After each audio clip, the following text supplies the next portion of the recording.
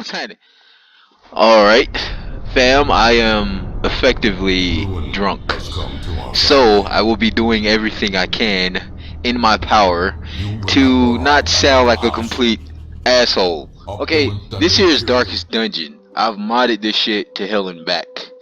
I'll try to in detail go over everything that I modded in this, and I'll try to do it confidently. Again, I am what the younger individuals of my demographic would stereotypically say, lit. So yeah, let's start with the background. I used a more realistic painted background for the skyline. I changed the logo to Berserk Dungeon, opposing to Darkest Dungeon. I also removed the torch and put a Beherit or a Behelit. And let me show you something.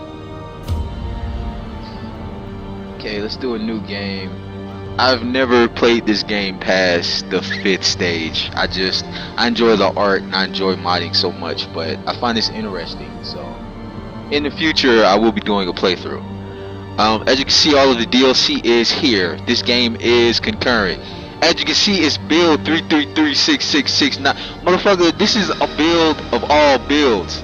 So everything's here. If you want to know what I changed art wise in this,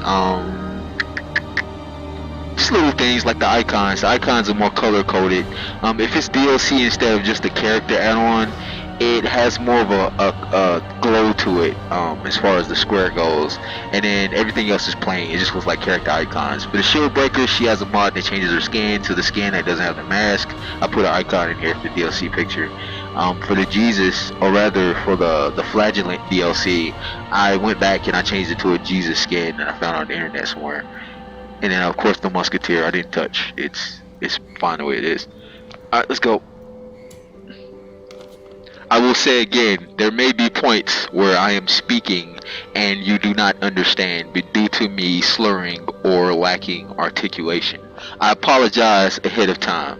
I'm grown man with bills. I explain myself. But there's 3 modes. Essentially Blood Moon, which is hard, Darkest, which is normal, and then Radiant, which is easy, I believe. I never do easy. Let's do normal. I don't care about the name, fuck the name. Oh, beside the name, there's like that little stamp. I forget what it's called, but it's like a seal. It's like a sealing glue that people use to close letters. I think that's interesting and it's a good save icon. Depending on the mode that you use, the color of that seal changes appropriately. Oh shit, I'm doing so well. I'm fucked up, dude. I had so many. Okay, this is the intro video. I don't give a fuck about the intro video. I'm skipping it. You probably saw this a million times, people.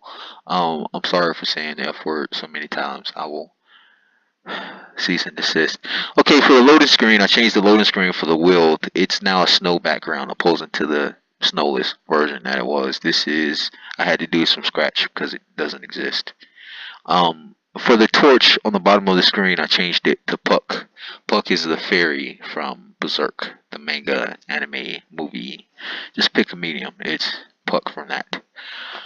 And yeah, this is my loading screen. And the UI, I inverted the UI. It now has like a red trim with black lining. I think it looks really Berserk. And it's back in 1972 when I clicked on the loading screen. Excuse me, I'm a little drunk right now. Can you show me how to remod this? Seriously, this loading screen is taking a while, you guys. I don't know what the fuck. Should I press a button? I'm press a button. Oh, did that work? Wow, that worked. Nah, it didn't work. It's probably just coincidence.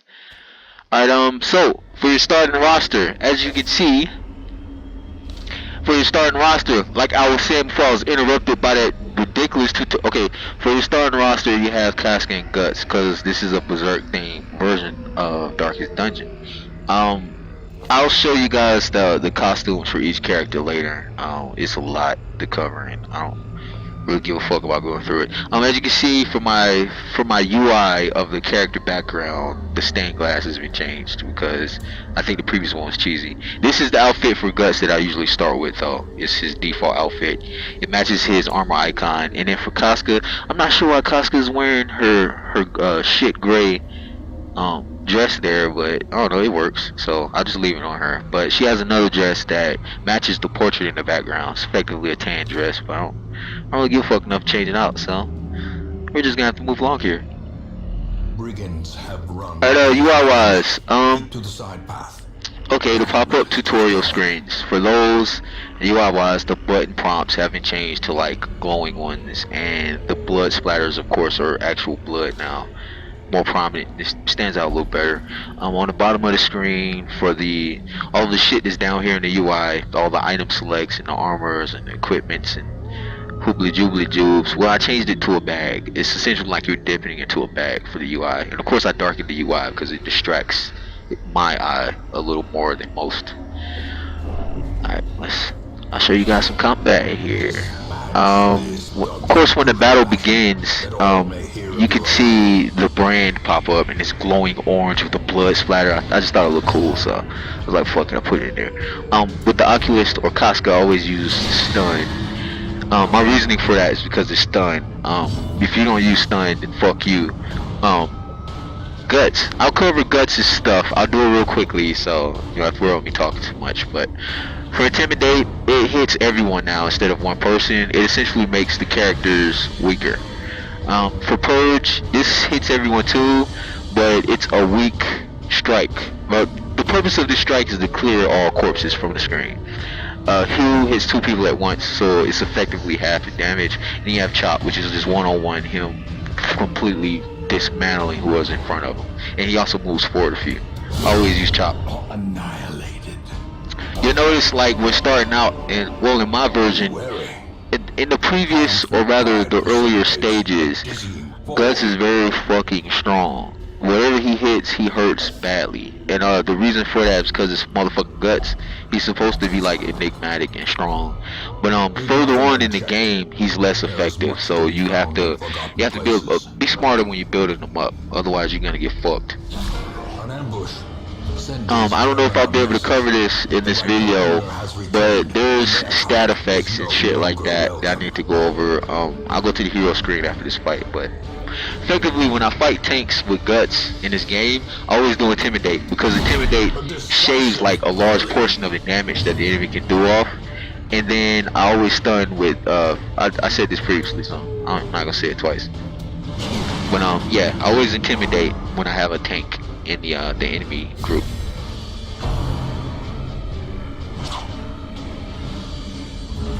Again, it's Guts, he's fast. Casca's weak physically, so like you kind of have to depend on her to give status effects. Holy shit, I'm doing so well. You guys don't know how much I drank. Hold on a second, I need to get a sip of my...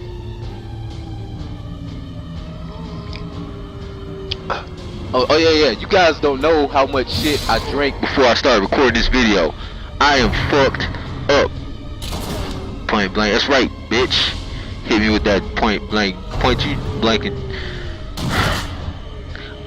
Oh yeah. When you start the game, you start with Guts and Casca, which is really cool, something to be excited about. But don't get too happy because Guts is at death's door. My thing is, if you survive fighting this couple of groups with Guts, then you earned him. If you get Guts killed, and you can get him killed before you get to the stagecoach, then it's your fault. Like this, you just have to wait until you get another Guts later, way later in the game. So I don't know, I just thought it was a neat thing to put in there. I don't know why I was doing that. I need to hit this motherfucker. The bigger the beast. Yeah, but I've tweaked so many things in here that it's really hard for me to point everything out. So I'm sure there's a few things that I'll miss. But I'm trying my best to cover everything for you guys who are just curious about like how serious and how in depth I am with modding. Speaking of, there's 2 status effects in here that you may not see in this fight. One's called Bleed and one's called Blight. Well, Bleed essentially, it took like a fraction of your life, maybe a third of your fucking life on every turn. It was pretty annoying, and I didn't understand it. Like, that's not how you bleed. I changed it. I significantly reduced it to something a lot lower, and it just felt more like your character's actually bleeding. And Blight is still the same, but Blight it goes to extremes. For Blight, in the start, or rather the front of the game, fuck, Guts just died. But for the start of the game, Blight doesn't take much damage from whoever's affected by it. But as you get later and as you get stronger in the game, it starts taking detrimental amounts of damage. For the quest completion crest, I changed that to the Band of the Hawk logo, and I also removed that black pigeon crow, whatever the fuck kind of bird that was, and I put an actual glowing hawk. It's very eerie, and it looks like the anime to me. So I was like, fuck it. I probably shouldn't have left. I have a key in my inventory that I should have used on that chest, but I don't really give a fuck. Just for this video. I do plan to do like a full playthrough of this game here too. I'm not sure if I'll post it on YouTube, but like I said, I've never made it past the 5th stage in this game just because I've never like found the time. I got bills, you know. I don't know, man. Ever since the Olsen twins were legal, like shit has changed, man. My life is like so much better. All of my time is just being consumed by. Okay, so such as it is. let's cover the UI, you guys. This squalid Okay, as you can see, for the town, you have a plethora of buildings. I used the Winter Wonderland mod. The Winter Wonderland mod is basically a mod that puts snow on the estate. Well, besides putting snow on the estate, I also went back and I changed certain things, like foreground objects are extremely blurred and darker, and then the background objects are much lighter, but they still have a fuzz to them too. The reason I did that is because it gives it depth. I also did that for the buildings too, to get it gives you depth. I'm not sure if you can see it in this video. The res for this video is not, it's not anywhere near the res of my monitor, but take my word for it, I heavily modified this stuff. For the inside of the buildings, you'll notice I heavily changed these too. The town feels dead as far as when you enter these places. It just feels like it's not populated. So I went back and I added more people and shit, but I also kept the default people in the background for each one of the places you enter. My reasoning for that is because it's lore-wise it makes sense, because this is still Darkest Dungeon, and I don't want to, I don't want to take anything away from what's here. You start with a jester when you go to the stagecoach. You always have a jester because the jester's skin ultimately is Puck. And I don't know, this is Berserk based. You start with Guts and Casca, so naturally you'll always meet Puck for the first time. And then you'll also notice this, I have a very mod heavy game, so you'll notice a ton of like Dark Souls characters, and you'll notice a lot of characters from other games that are lore friendly too. I'm going to add them to my team due to necessity. I'm pretty sure I won't survive the next stage without these guys. Actually, I don't really feel like doing another dungeon. We'll cover the contents of these buildings really quick, and then I'll make this video. I'll cut the video short, and I might do a gameplay video later to show you guys in depth. As you can see, when your character dies, they go to the graveyard, and my Guts died. But the major tweak with this building when you enter it is that the graveyard now has death in the background. I kept the default character. I just blurred them and put them in the foreground. I don't know, I just think it looks nicer this way. It helps the town feel less dead. In time, for the ancestors' memoirs, I basically changed the statue to make the statue feel like you're looking at it from the ground. The default picture for the statue was more Fisher Price, and it had an angle as if you're as tall as the statue, and it looked kind of cheesy. Those are the only buildings I can enter for now. I'll show you guys what's inside of the buildings later. It's pretty crazy. a mecca of madness. UI wise, I changed so much stuff that it'd be tough for me to like cover everything, but aesthetically, the only thing I've really changed that stands out in my eye is the blood splatters. They're a lot brighter and more red. They blend, or rather mesh, with the image a lot better. And the Darkest Dungeon icon is now the Behelit, or the Beherit. My reasoning for that is because this is Berserk based, and whenever that Beherit wakes up, shit hits the fan. And I don't know, it just makes sense to put it there. I could enter a dungeon, but I don't really give a fuck. You know what? I'm gonna set up a team just for provision purposes, just for to check the provision screen. I'll just load up some people. Alright, this is the provision screen. For the provision screen, I didn't really touch anything. The only thing I changed in the provision screen, because essentially it's perfect, is Shirke or Shirk is now the merchant instead of whoever the fuck was the merchant before. I think aesthetically she fits here, and also she is a character in my game too. She's she's a skin for the librarian, and it looks pretty good actually. If you're curious about the skin for the librarian, check one of my previous Darkest Dungeon videos that I have on my channel. It'll show you what she looks like. That's all I really wanted to cover with you guys as far as like the mods for this. So far, it goes pretty in depth. There's monsters and shit that you'll encounter in this game that I completely just revamped. Like certain characters, like female characters, I just literally, especially the big nasty ugly female characters, I whipped their boobs out. I just made them topless because it just looks, it has a grimier, more gritty feel to it. And effect wise, there's a ton of effects in monsters that I heavily tweaked. A good indication of how hard I went as far as tweaking goes is on the bottom left. There's a DLC area called the Farmstead. I don't know if you guys see this. It's Farmstead. It's by the windmill.